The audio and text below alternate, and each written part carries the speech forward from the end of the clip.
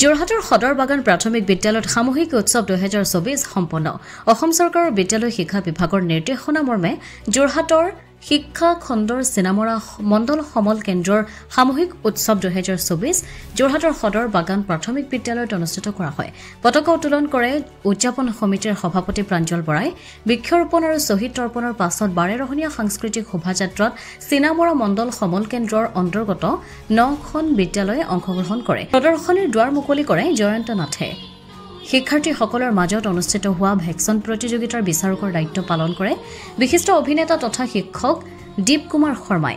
ছাত্ৰ-ছাত্ৰীসকলে পৰিৱেশন কৰা সাংস্কৃতিক অনুষ্ঠানৰ আন্তঃৰে উদযাপন সমিতিৰ সাংস্কৃতিক সম্পাদক তথা শিক্ষয়িত্ৰী বিজুলী শৰ্মাই সাংস্কৃতিক অনুষ্ঠানৰ সঞ্চালনা কৰে প্ৰাঞ্জল বৰাই শ্ৰী শ্ৰী শংকৰদেৱ বিৰচিত বৰগীতেৰে আৰম্ভ হোৱা সভাত নিৰ্দিষ্ট বক্তা হিচাপে যোৰহাট শিক্ষা খণ্ডৰ শিক্ষা বিষয়া ডক্টৰ মনীষ ঠাকুৰে প্ৰাথমিক শিক্ষাত সামূহিক উৎসৱৰ গুৰুত্ব আৰু বিদ্যালয়ত শিশুৰ উপস্থিতি নিশ্চিতকৰণ বিষয়ৰ ওপৰত উপস্থিত শিক্ষক শিক্ষয়িত্ৰী অভিভাৱক তথা ৰাইজক উদ্দেশ্যে সাৰুৱা বক্তব্য আগবঢ়ায় সাংস্কৃতিক অনুষ্ঠানত সদৰ বাগান প্ৰাথমিক বিদ্যালয়ৰ সহকাৰী শিক্ষয়িত্ৰী বিজুলী শৰ্মাই সুমধুৰ কণ্ঠৰে এটি বিষ্ণুৰাভা সংগীত পৰিৱেশন কৰে তাৰোপৰি শিক্ষক দীপ কুমাৰ পেগুৰ পৰিৱেশন কৰা ঐনিতমে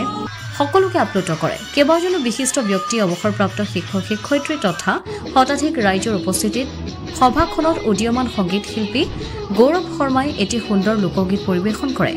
অনুষ্ঠানটিৰ মুখ্য আকৰ্ষণ আমন্ত্ৰিত সংগীত শিল্পী তথা শিক্ষক পলাশ বৰাৰ পৰিৱেশন কৰা ভূপেন্দ্ৰ সংগীতে সকলোকে আপ্লুত কৰাৰ উপৰিও শিল্পীজনাই পৰিৱেশন কৰা বিহুগীত আৰু ঝুমুৰৰ তালে তালে উপস্থিত দৰ্শকে নৃত্য প্ৰদৰ্শন কৰাত অনুষ্ঠানটো উপভোগ্য হৈ উঠে খলাগৰ খৰাৰ পাছতে সভাপতিৰ মন্তব্য আৰু জাতীয় সংগীত পৰিৱেশন কৰাৰ পাছত অনুষ্ঠানটিৰ সফল সমাপ্তি ঘটিছে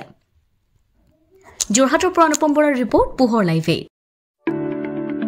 যোৰহাট নগৰৰ মাজমজিয়াত মুকলি হ'ল অত্যাধুনিক সা সুবিধাযুক্ত বিলাসী অতিথিশালা শ্ৰাংগিল্লা হোমষ্টে দৈনন্দিন জীৱনৰ ব্যস্ততাৰ মাজত অকণমান সময় বা এটা ৰাতি এটি শান্তিৰ সেউজীয়া ঘৰুৱা পৰিৱেশত নিজৰ প্ৰিয়জন অথবা পৰিয়ালৰ লগত কটাব বিচাৰিছে নেকি আপুনি তেনেহলে আহক শ্ৰাংগিল্লা হোমষ্টেলৈ শ্ৰাংগিল্লা হোমষ্টে পৰিয়ালৰ পৰা আপোনালৈ আন্তৰিক স্বাগতম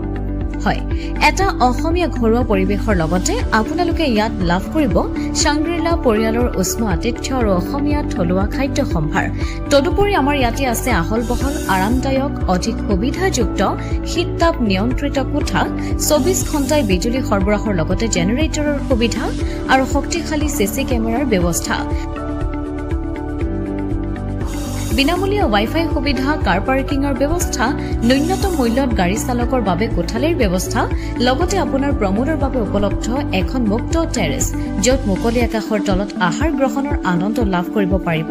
আপুনি আপোনাৰ বাবে এটি সুখবৰ আমি প্ৰথম 20 জন গ্ৰাহকলৈ আগবঢ়াইছো 30% ৰেহাই মূল্যত অত্যাধুনিক কোঠালি 3 জনৰ বাবে উপলব্ধ কোঠা 3000 কিন্তু বৰ্তমানৰ মূল্য 2100 টকা প্ৰতি নিশা দুজনৰ বাবে উপলব্ধ কোঠা 2500 টকা কিন্তু বৰ্তমানৰ মূল্য 1750 টকা প্ৰতি নিশা তেনেহলে পলম নকৰি এতিয়াই আমাৰ শ্ৰাংগিল্লা হোমষ্টেলৈ আহিব পাৰে আপোনাক স্বাগতম জনোৱা হৈছে আমাৰ পৰিয়ালৰ তৰফৰ পৰা অধিক জানিবৰ বাবে আমাৰ যোগাযোগ নম্বৰত যোগাযোগ কৰক আমাৰ ঠিকনা ডিচিবি ৰোড হেমবৰুৱা পথ তৰাজান কাকতি গাঁও যোৰহাট